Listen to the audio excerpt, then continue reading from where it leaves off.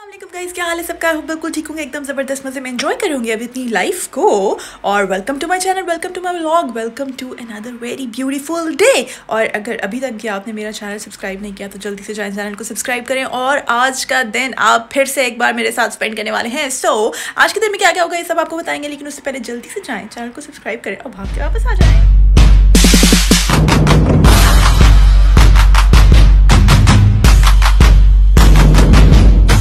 ओहो, आज तो सबसे पहले एक काम करना है जो कि है बहुत ज़रूरी, वो है आटा गूंदना। बिकॉज मैं शहरी में हमारा आटा ख़त्म हो गया है और अब जो है वो हमें आटा गूंद के रखना है for the other day, for next day, for tomorrow, for whatever you want to say. रात को तो खैर हम रोटियां नहीं बनाते क्योंकि हम डिनर नहीं करते, मगर कल के लिए करना है। सो अभी जल्दी से भाग के नीचे चलते हैं और बंदोबस्त करते हैं। चले। तो यहाँ मैंने आटा निकाल लिया है और मशीन जो है आटे का उसको भी सेट कर लिया है। जो मेरा रेगुलर स्टैंड मिक्सर है उसको भी मैंने सेट कर लिया है और आटे का बोल भी निकाल लिया है जिसके अंदर उसको डाल के रखना है बाद में। और ये अंडे जो है, ये कल कॉस्को से पानी आया था तो साथ ही अंडे भी आए थे और ये अभी इनकी फ्रिज में जगह नहीं है तो इसलिए इनको शेल्फ पे ही रखा हुआ है। वैसे टेम्परेचर ठीक ही है बाहर, तो मेरा नहीं ख्याल कुछ फ़र्क पड़ेगा। वैसे भी ज़्यादा कहता है कि स्टोर में भी तो ये बाहर ही पड़े होते तो तुम क्यों उठा के फ्रिज में रखती हो। खैर लेट्स सी, अभी थोड़ी सी स्पेस बनती है तो फिर इनको एडजस्ट कर लेंगे कहीं ना कहीं पे। लेकिन यहाँ पे मैं पानी ऐड कर रही हूँ आटे में और मुझे आइडिया है कि जब मैं 4 कप आटा डालती हूँ तो मैं उसके अंदर तकरीबन ये वाली बॉटल जो 500 ml की होती है ना, ये 1.5 डाल देती हूँ और बस फिर मैं इसको रख देती हूँ। मैं जो है ना वो साथ आटा डाल के पानी डालने वाला सीन नहीं करती, मैं बस इसको यूं भरती हूँ एक ही दफ़ा और मैं इसको मशीन में चलाती हूँ एंड दैट इज़ ऑल।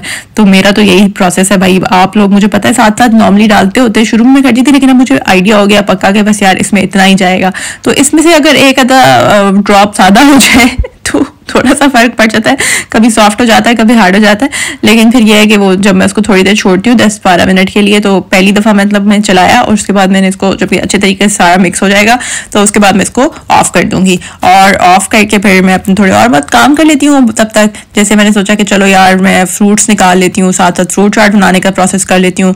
और ये जो मैं फ्रूट्स एक दफ़ा वॉश करती हूँ ना, इनकी हासिल मुझे उस दिन बहुत ज़्यादा होती है जिस दिन मैं करती हूँ, लेकिन बाद में यार बहुत आसानी होती है। मतलब इस वक्त मुझे कोई टेंशन नहीं होती कि अभी मैंने इनको निकालना है, पहले वॉश करना है, फिर वो सारे गीले हो जाते हैं और फिर उनको काटो साथ साथ, तो मतलब वो थोड़ा मुझे प्रॉब्लमेटिक लगता है। ये मुझे कन्वीनियंट लगता है कि मैंने एक दिन सारी एफर्ट कर ली और अभी बस मैंने निकाला और मैंने साथ साथ उनको काटा एंड दैट इज़ ऑल। तो अभी मैंने कहा चलो साथ साथ ये प्रोसेस भी कर लेते हैं। तो मैं क्योंकि इसी में सबसे ज़्यादा टाइम लगता है और वैसे भी आज मैंने सिर्फ फ्रूट चाट बनाना है, उसके बाद मैं पकौड़े बनाऊंगी, तो मेरा ये प्लान है। तो मैंने कहा चलो जब तक आटा हो रहा है ना तो मीनवाइल यहाँ खड़े खड़े मैं अपने बाकी के काम भी निपटा लेती हूँ। तो मैंने निकाला अपना ये वेजिटेबल चॉपर और यार मैंने नया कटिंग बोर्ड भी लेने वाला है। मैंने काफ़ी सारी लिस्ट बनाई हुई है जो मैंने सामान लेने के लिए जाना है, शॉपिंग करने के लिए, लेकिन आई डोंट नो कि मैं कब जाने वाली हूँ। Like in near future very soon I hope so कि मैं जाऊँगी और मैं ये सारे सामान लेके आऊँगी। बिकॉज आप मुझे काफ़ी अर्से से कह रहे हैं कि तुम वुडन कटिंग बोर्ड लो, क्योंकि पहले भी मैं 2-3 कटिंग बोर्ड जो है वो इस तरह के लेके फेंक चुकी हूँ। ये वाले तो है मैंने आइकिया से ऑर्डर किए थे लास्ट टाइम, लेकिन अब भी मेरा मूड है कि हम किसी दिन आइकिया जाएं और फिर वहाँ जाके लाइव शॉपिंग करें। बिकॉज हम जो है वो एक नया क्रेप पैन भी लेने का सोच रही थी मैं, और अब जो है वो गली में आ गया है आइसक्रीम वाला। यार ये जो है ना इतनी नॉइस क्रिएट करता है, ये मेरे वॉइस ओवर के अंदर आके अपना म्यूजिक दे रहा है साथ में ढूंढ, और हम जो है वो बेचारे रोजे में जाके आइसक्रीम खा भी नहीं सकते, तो ये हमें ललचाने के लिए आ जाता है हर रोज। क्योंकि अब समर शुरू हो गया ना, तो यहाँ मतलब समर ऐसे स्टार्ट नहीं हुआ, सिर्फ ब्रिटिश समर टाइम स्टार्ट हुआ है। एक दिन समर होता है यहाँ पे, नेक्स्ट डे विंटर ही होता है, लेकिन आइसक्रीम वाला जो है ना वो आजकल रोज आ रहा है। शायद गोरों के लिए यही समर है, लेकिन हमारे लिए तो मतलब सही प्रॉपर वाला समर होता है, हम तो उसी को समर कंसिडर करते हैं। बट मे बी इनके लिए ये भी समर होता है, तो इसलिए इनका तो ये वाला सीन स्टार्ट हो गया। मतलब आइसक्रीम वाला रोज आता है आजकल गली में, मैं देख रही हूँ। खैर सबसे पहले मैंने सॉफ्ट फ्रूट से स्टार्ट किया। मैंने कहा चलो ये सबसे पहले कर लेती हूँ और बाद में क्या करती हूँ मैं बस स्लाइस करती जाती हूँ और साथ में ठक ठक ठक ठक ठक जल्दी जल्दी इनको निकाल लेती हूँ। तो मुझे इसमें इस तरह काफी कन्वीनियंट लगता है, वरना यार बस छोटा छोटा हाथों से नहीं मेरे से काटा जाता। मुझे इसकी वजह से बहुत आसानी हो गया। मतलब इसकी वजह से ना मुझे फ्रूट चाट बनाना मुश्किल नहीं लगता। ऑल्दो फ्रूट चाट में कोई ऐसा नहीं है कि आपको बनाना नहीं आता या समथिंग लाइक दैट, की रेसिपी बहुत मुश्किल है और समथिंग, लेकिन वो होता है ना कि टाइम टेकिंग होता है, एक एक चीज आप काटते रहें। तो मेरा तो अब सेट पैटर्न है कि मैंने हर फ्रूट जो है उसकी क्वांटिटी रखी हुई है, 2-2 की क्वांटिटी में मैंने काटना होता है और बस इस चॉपर में मैंने उसको काटना होता है। इससे यार बहुत कन्वीनियंस है, मतलब आई डोंट नो, ये पाकिस्तान में भी बहुत थे, मेरे घर में भी 2 थे, लेकिन वहाँ पे हमने कभी यूज़ नहीं किए थे बिकॉज मामा कहती थी कि ये इतने सही नहीं काम करते। मे बी क्वालिटी का डिफरेंस हो, हालांकि ये भी कोई बहुत स्पेशल नहीं था। आई गेस मैंने जैसे रैंडमली अमेजोन से ऑर्डर किया था, मगर ये देखें मिनटों में सारे फ्रूट्स जो हैं वो कट जाते हैं इससे, और सारे फ्रूट्स में इसी में काटते हैं। इवन मैंने बनानाज भी इसी में चॉप किए, और मतलब ये सॉफ्ट फ्रूट भी आसानी से चॉप कर देता है। तो यहाँ पे मैंने इसके अंदर चीनी ऐड कर दी, 2 टेबलस्पून क्रीम ऐड कर दी, और ऊपर से ये थोड़ा सा चाट मसाला भी ऐड कर दिया, और बस इसको मिक्स करूंगी, बॉक्स में भरूंगी और ये चला जाएगा फ्रिज में। तो मीनवाइल आटा मैंने डाला था मशीन में, लेकिन उसको फर्स्ट राउंड के बाद मैंने टर्न ऑफ कर दिया था और मैंने उसको छोड़ दिया था थोड़ी देर के लिए रेस्ट के लिए। मैं कहा ज़रा सा उसको रेस्ट दे दें, बिकॉज पाकिस्तान में भी जब देसी आटा यूज़ करते हैं, जो चक्की का आटा होता है प्योरली, मेरे घर में तो मेरी मामा ऐसी करती थी कि उसको थोड़ी देर के लिए छोड़ देती थी फर्स्ट टाइम के बाद, मतलब सब सारा अच्छे से मिक्स हो जाता था तो फिर वो उसको छोड़ देती थी, टर्न ऑफ कर देती थी मशीन को 15-20 मिनट के लिए, एंड देन वो दोबारा उसको 1-2 मिनट के लिए चलाते थे और फिर वो रेडी हो जाता था। तो मैं यहाँ पे भी वही करूँगी। अभी बस ये चाट का काम रेडी करके ना इसको फ्रिज में डालेंगे और उसके बाद फिर हम करेंगे। हाँ, शायद वेजिटेबल चॉपर लोग इसलिए भी यूज़ करने से अवॉइड करते हैं बिकॉज उनको लगता है कि शायद बर्तन बहुत ज़्यादा जमा हो जाते हैं। बिकॉज जो लोग कटिंग बोर्ड भी यूज़ नहीं करते और नॉर्मली हाथों से सारा काट लेते हैं, उनकी तो फिर स्किल ही और उनका तो हमारे साथ कोई कंपटीशन ही नहीं है आई बिलीव।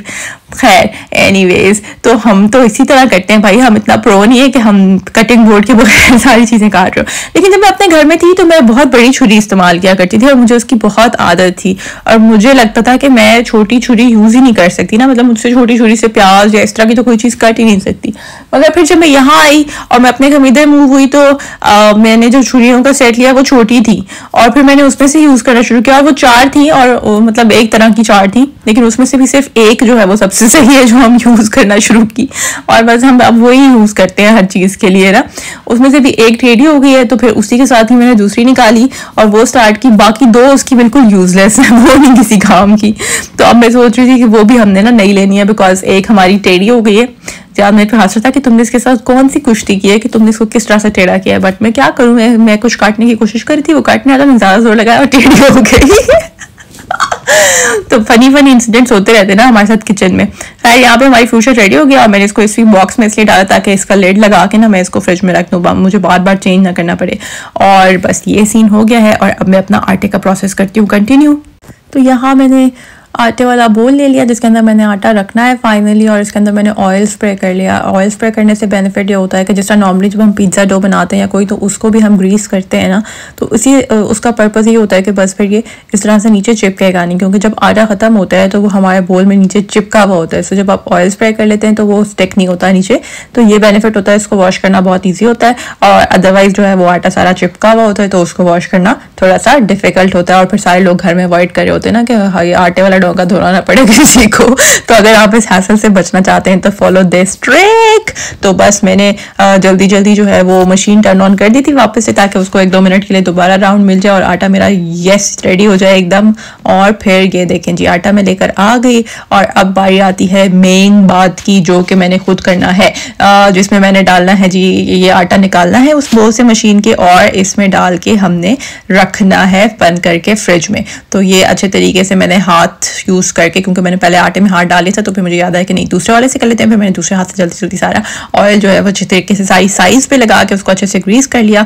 और यहाँ पे मैं आटा निकालने की भरपूर कोशिश कर रही हूँ, और फिर एक बॉल सा बना के बस आटा निकाला सारा मैंने अच्छे तरीके से, और काफ़ी सॉफ्ट लग रहा है अभी तो। लेकिन कौन सा मैंने फ्रेश रोटियाँ बनानी है, सुबह सहरी में यूज़ करना है, तो तब तक तो बिल्कुल एकदम छकास हो जाएगा, कोई मसला नहीं है। तो ये जी सारा का सारा आटा हमारा चला गया इसके अंदर, और अब हम इसको सेट करेंगे ऊपर से। ऐसे नहीं आपने समझना कि हम कोई फुअड़ है और हमें पता नहीं। ये देखें हमने इसको जबरदस्त कर दिया। अच्छा, कुछ लोगों को मैंने देखा वो इसके ऊपर भी, यहाँ पे भी इस स्टेज के ऊपर भी थोड़ा सा ऑयल स्प्रे करते हैं, लेकिन खैर मैं ये वाला तो नहीं करती, लेकिन ये है कि बोल में मैं कर देती हूँ ताकि वो चिपके नहीं। ये हो गया रेडी, बस अपने हाथ वॉश करें, ढक्कन लगाएं और इसको रखें फ्रिज में। इट्स ऑलरेडी तैयार विद इन 5-10 मिनट्स। तो ये होती है आसानी मशीन की, और सिर्फ ये एक बोल होता है वॉश करने वाला, तो इतनी ट्रबल नहीं है।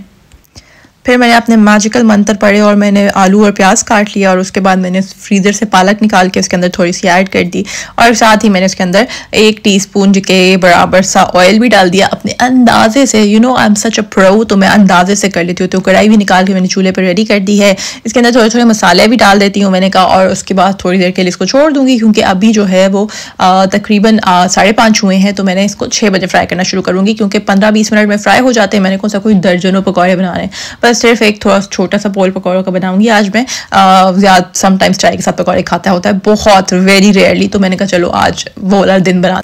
तो थोड़ी सी मुझे मस्ती आई और मेरे सामने चाट मसाला पड़ा था, तो मैंने थोड़ा सा चाट मसाला भी इसके अंदर डाल दिया। खैर एंड में बिल्कुल इसके अंदर बेसन ऐड करूँगी और बस फिर इसको फ्राई कर लूँगी। तो छोटे मोटे काम तो हो गए सारे। अब इफ्तारी के बिल्कुल पास जो है ना वो पकौड़े फ्राई करेंगे। जो मिक्सचर था वो तो हम बना के रख कर आ चुके हैं, तो अब कोई टेंशन नहीं है।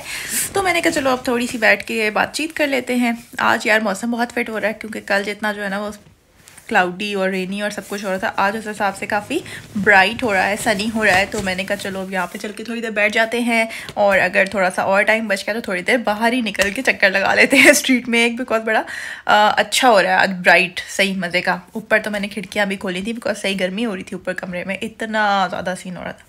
खैर एनीवेज अब थोड़ी सी बैठ के करते हैं रेस्ट, और उसके बाद जो है वो क्या करेंगे, उसके बाद जाएंगे और जाके किचन में करेंगे जल्दी जल्दी पकोड़े फ्राई, बिकॉज अभी अफ्तारी में टाइम है।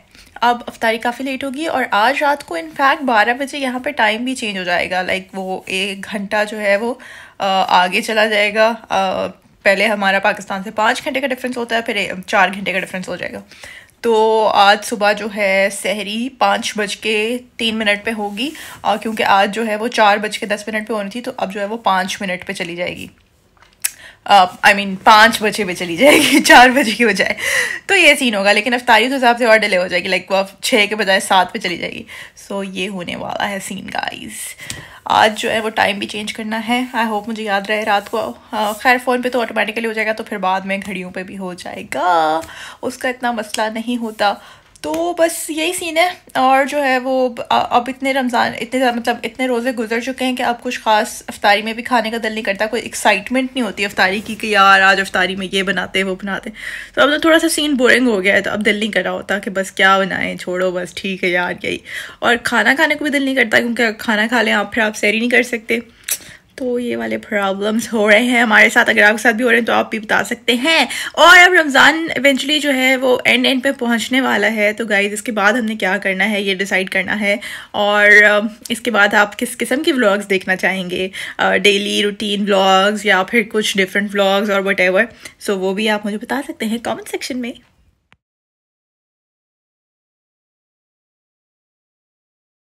इफ्तारी वगैरह हो गई। अब मैं बना रही हूँ इफ्तारी के बाद कीमना आजकल चाय, बिकॉज इसके बगैर नहीं होता भाई गुजारा। और आजकल तो मुझे लगता है इस चाय में कोई दम ही नहीं है, जितनी मर्जी पी लो बंदे को नींद आती रहती है।